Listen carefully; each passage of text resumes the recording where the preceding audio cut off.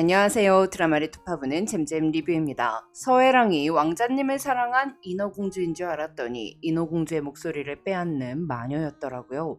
근데 안데르센의 작품은 인어공주가 물거품이 되어 사라지지만 디즈니의 인어공주에서는 죽어버리는 건 문어 마녀잖아요.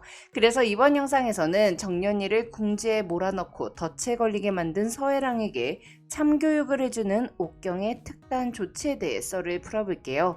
문옥경이 개빡치면 어떻게 변하는지 한번 같이 보시죠. 정년이 8회는 너무 안타깝고 답답했던 것 같습니다. 소리에 대한 간절함에 목을 혹사시키는 정년이의 감정이 어느 정도는 이해할 수 있었기에 더 속상하더라고요.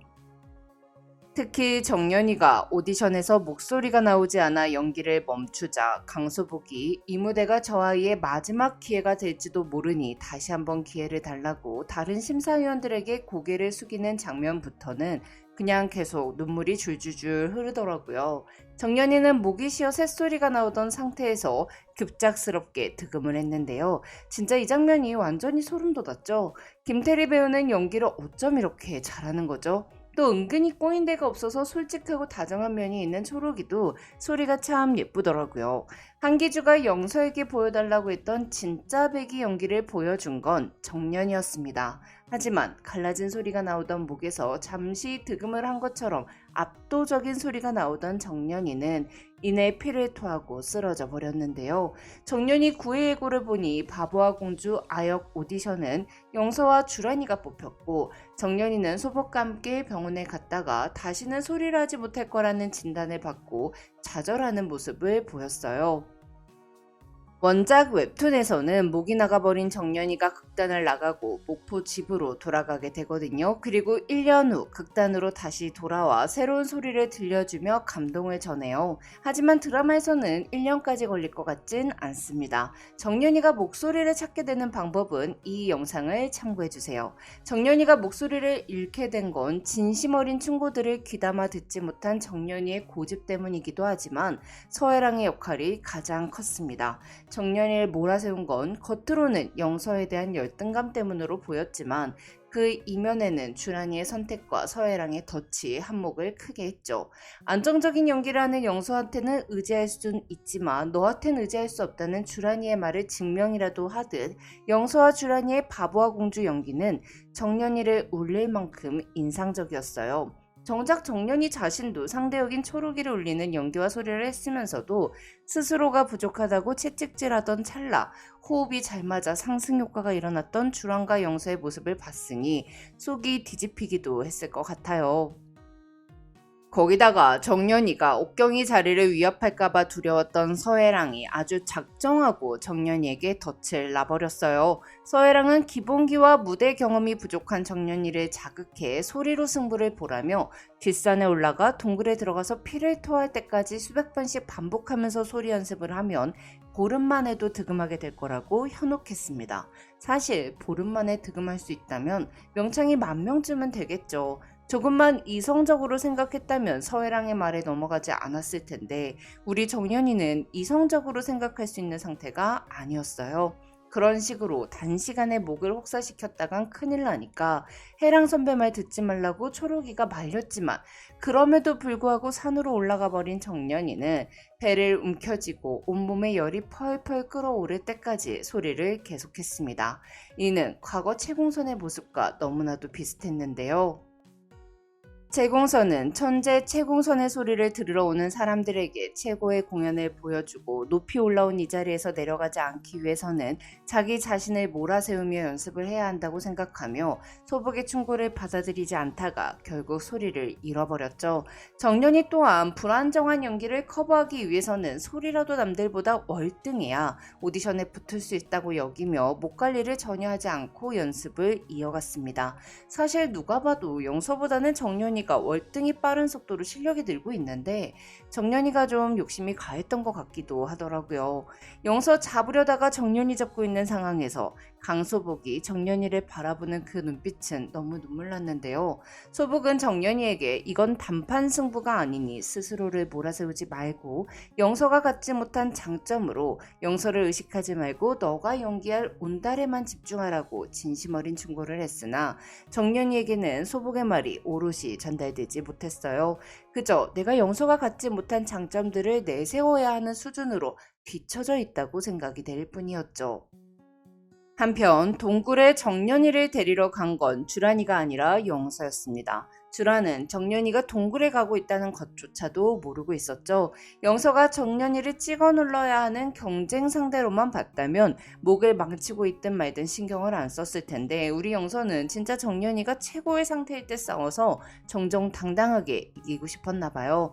영서 입장에서 생각해보면 내 경쟁자가 윤정년이라면 진짜 속 터질 것 같지 않나요? 군사 1위 주목받으려고 군사서름을 부르질 않나, 보름 안에 득음하겠다고 산에 올라가질 않나. 근데 또 연기랑 소리 너무 잘하고 몰입력도 좋으니까 진짜 신경 안 쓰고 싶어도 안 쓸 수가 없을 것 같아요.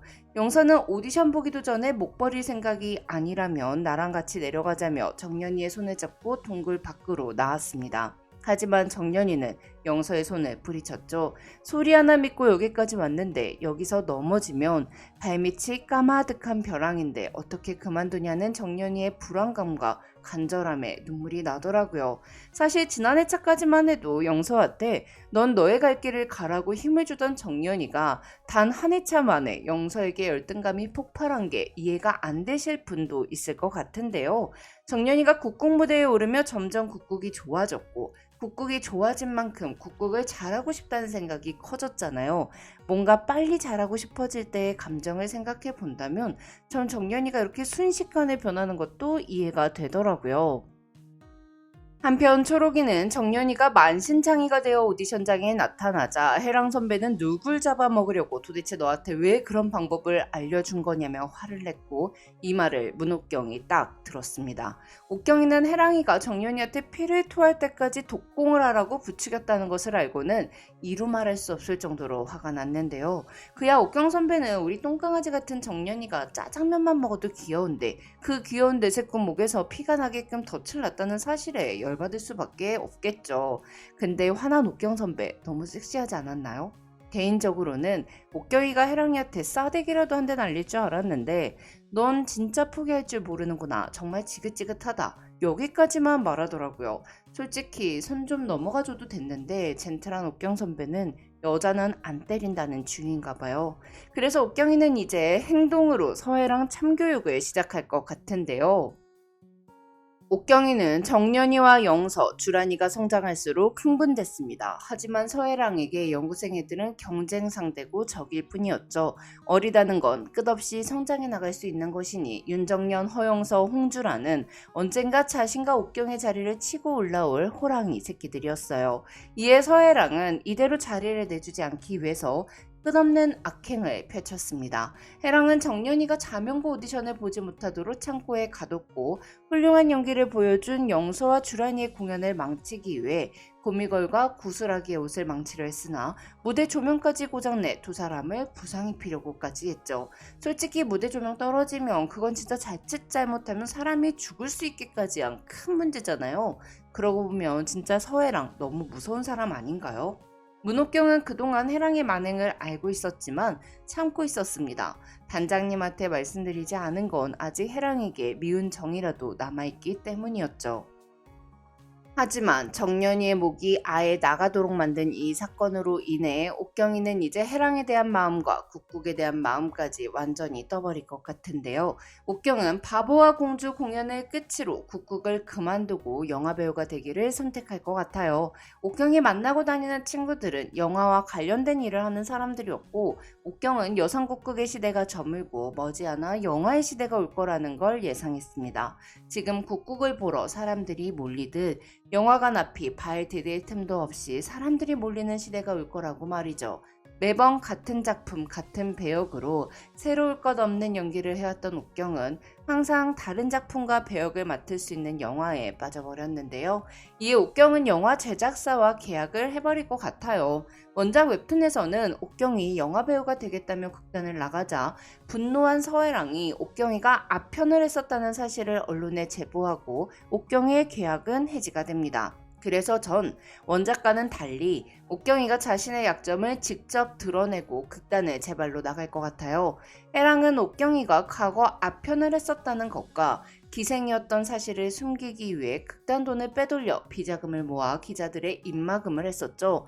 우리들의 왕자님 문옥경은 여전히 왕자님으로 남아야 한다고 생각했어요. 그래서 옥경은 스스로 자신의 약점을 제보하고 이제는 국곡배우 문옥경이 아니라 영화배우 문옥경으로 인사드리겠다며 매랑 국극단을 나가 새로운 도전을 시작할 것 같습니다. 해랑은 항상 옥경과 함께 국극 최고의 배우 자리에 머물고 싶어 했으니 옥경이 국극을 그만두고 해랑이 곁에서 떠나는 게 해랑에게 내리는 가장 큰 벌이 아닐까 싶어요. 그럼 전 다른 리뷰로 돌아올게요. 지금까지 잼잼 리뷰였습니다. 감사합니다.